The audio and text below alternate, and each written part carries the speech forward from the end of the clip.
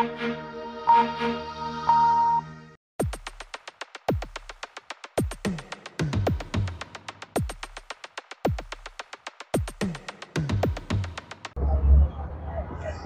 विधानसभा में वित्त मंत्री सुरेश खन्ना ने योगी सरकार के दूसरे कार्यकाल का बजट पेश किया। यह बजट पिछले गवर्नमेंट के अपेक्षा 75,000 करोड़ ज्यादा है।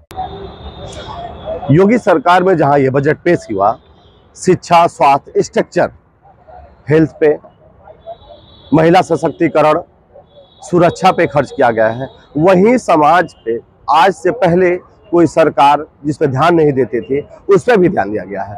कोल भील बनटंगिया पे भी शिक्षा, स्वास्थ्य और उनके रहने के लिए अच्छा खासा बजट पेश किया गया है। लखनऊ से जनमाड़ी के लिए विजय पांडे। हम केवल एक ही लाइन बोलेंगे, उसके बाद आदरणीय मुख्यमंत्री जी आज के बजट के ऊपर अपनी बात कहेंगे।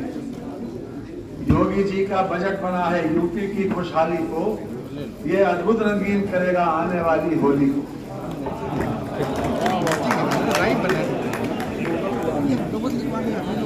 योगी जी का बजट बना है यूपी की खुशहाली को, ये अद्भुत रंगीन करेगा आने वाली होली को। बहुत बहुत धन्यवाद।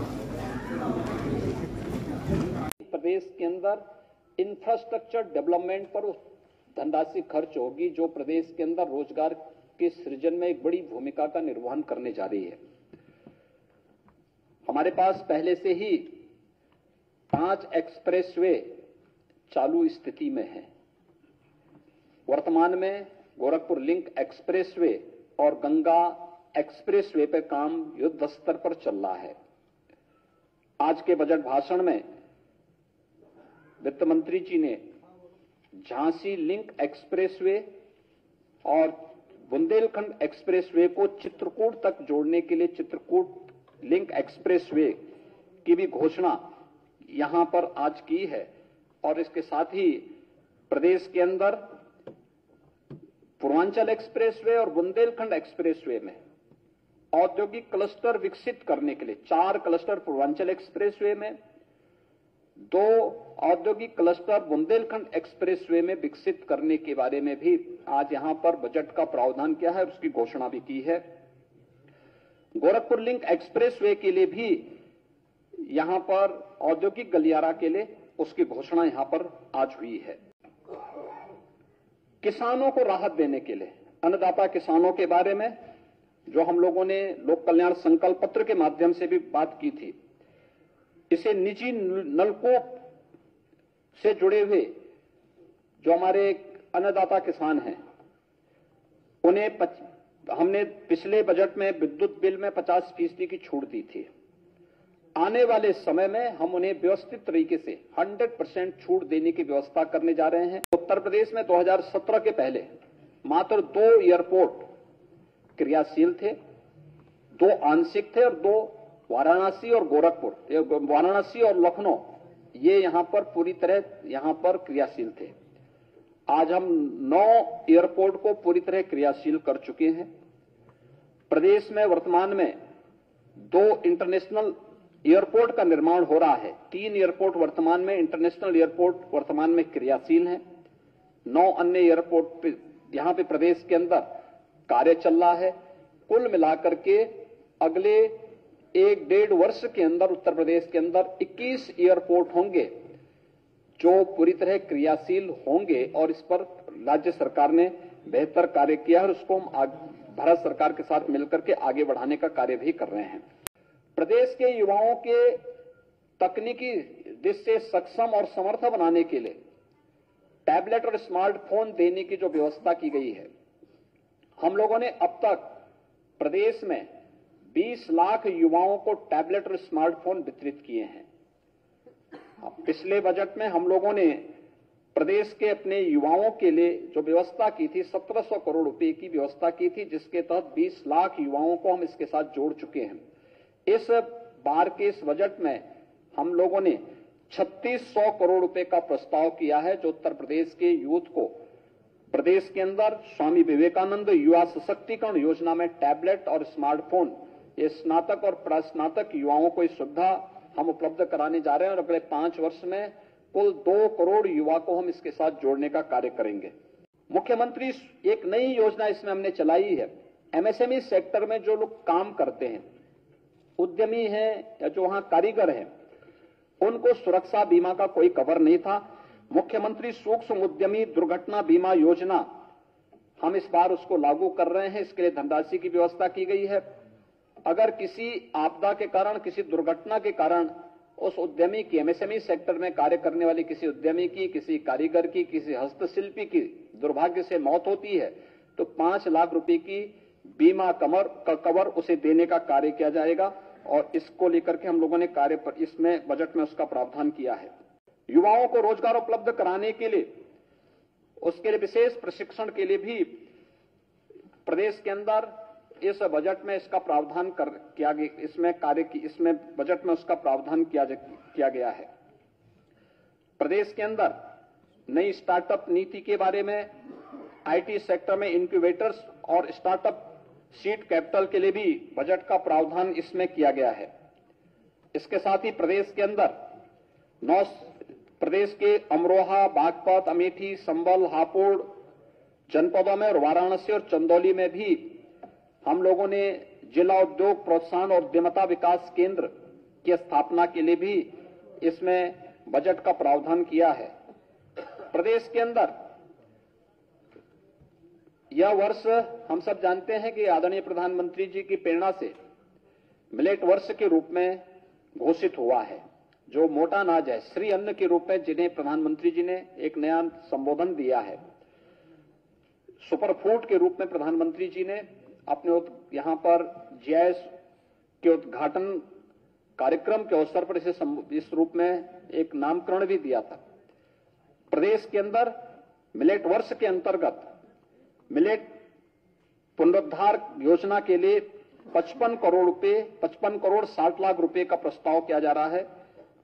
प्रदेश के अंदर इस वर्ष हम लोग नए 5 विश्वविद्यालय या विश्वविद्यालय के समकक्ष संस्थान खोलने जा रहे हैं, जिनमें कुशीनगर में महात्मा बुद्ध के नाम पर एक कृषि विश्वविद्यालय का प्रस्ताव भी है। 3 अन्य विश्वविद्यालय, राज्य विश्वविद्यालय जिन कमिश्नरी में अब तक कोई भी स्टेट यूनिवर्सिटी नहीं थी, खासतौर पर मिर्जापुर में मां विंध्यवासिनी के नाम पर, दही पाटन मंडल में मां पाटेश्वरी के नाम पर और मुरादाबाद, ये 3 कमिश्नरी हमारी थी जहां पे कोई भी राज्य विश्वविद्यालय राज्य सरकार के स्तर पर नहीं था। वहां पर ये व्यवस्था की जा रही है और कुशीनगर में एक कृषि विश्वविद्यालय इसके साथ प्रस्तावित किया गया है। कृषकों को कम ब्याज पर फसली ऋण उपलब्ध कराने के लिए 500 करोड़ रुपए की व्यवस्था की गई है और प्रदेश के अंदर कृषक दुर्घटना बीमा के दायरे को बढ़ाते हुए उसमें अब तक केवल किसान जिसके नाम पे खेती होती थी वह केवल किसान ही उसके दायरे में आता था। अब किसान के साथ साथ किसान के परिवार के सदस्य, इसके साथ साथ वो खेतीहर मजदूर जो अब तक खेतीबाड़ी तो करता था लेकिन अगर किसी आपदा का शिकार होता था वह उसके दायरे में नहीं आता था। राज्य सरकार ने उसका विस्तार किया है और 750 करोड़ रुपए की व्यवस्था मुख्यमंत्री कृषक दुर्घटना बीमा योजना के अंतर्गत किसानों को किसी भी प्रकार की आपदा में एक सुरक्षा बीमा का कवर उन्हें देने का कार्य किया है। उत्तर प्रदेश विधानमंडल के सभी सदस्यों को जो मिलने वाली राशि 3 करोड़ की राशि मिलती थी उसको बढ़ोतरी करके 5 करोड़ का प्रस्ताव भी इसमें किया गया है। यह सभी माननीय विधानसभा और विधान परिषद के सदस्यों को ही प्राप्त होगा। मुख्यमंत्री पंचायत प्रोत्साहन योजना के अंतर्गत 2478 उत्कृष्ट ग्राम पंचायतों के प्रोत्साहन के लिए भी 85 करोड़ रुपए का प्रस्ताव इस बजट में किया गया है। ग्रामीण क्षेत्र में भी ग्रामीण सचिवालय का निर्माण हो सके और तकनीक के माध्यम से गांवों की नागरिक को गांव में ही सभी प्रकार की सुविधाएं मिल सके, इसके लिए प्रदेश के अंदर बड़े पैमाने पर ग्राम सचिवालयों का निर्माण किया जा रहा है। 750 बहुउद्देशीय पंचायती भवनों के निर्माण के लिए भी इस बजट में उसका प्रावधान किया गया है।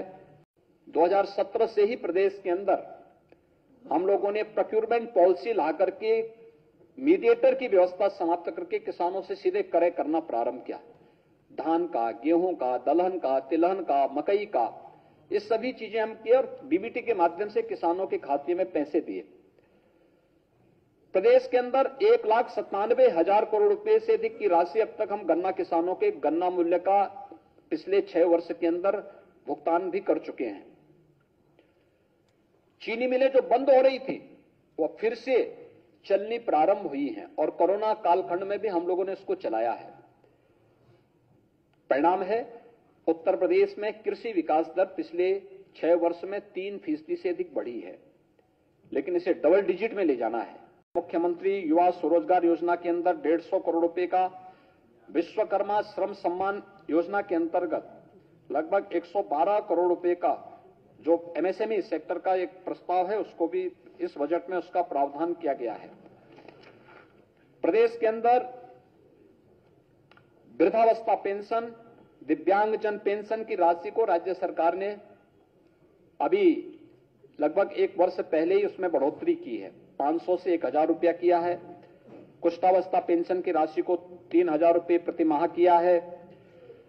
प्रदेश के अंदर एक नई योजना हम लोग इस बार करने जा रहे हैं और वह है उज्ज्वला योजना के लाभार्थियों को, जो प्रदेश के अंदर 1,74,00,000 उज्ज्वला योजना के लाभार्थी हैं, उन्हें दीपावली और होली पे उज्ज्वला योजना का एक एलपीजी का सिलेंडर फ्री में उपलब्ध करवाने की व्यवस्था करने जा रहे हैं और यह व्यवस्था, इसका लिए धनराशि की व्यवस्था भी हम लोगों ने 3,047 करोड़ 48 लाख रुपए की व्यवस्था इस बजट में हम लोगों ने यहां पर की है। प्रदेश के अंदर कन्या सुमंगला, मुख्यमंत्री कन्या सुमंगला योजना, निराश्रित महिला पेंशन योजना, मुख्यमंत्री सामूहिक विवाह योजना, इन सभी महिला कल्याण से जुड़ी हुई योजनाओं के साथ साथ पिछड़ा वर्ग की निर्धन बालिकाओं की शादी के लिए अनुदान की राशि के लिए, राज्य ग्रामीण आजीविका मिशन की समूह में कार्य करने वाली बहनों के लिए भी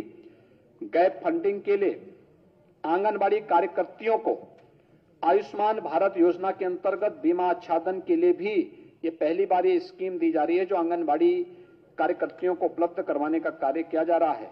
और 3 महिला पीएससी बटालियन के गठन की कार्रवाई को भी तेजी के साथ आगे बढ़ाने के लिए प्रदेश सरकार ने इस बजट में इसका प्रावधान किया है। उत्तर प्रदेश की जनता पर कोई अतिरिक्त टैक्स लगाए बगैर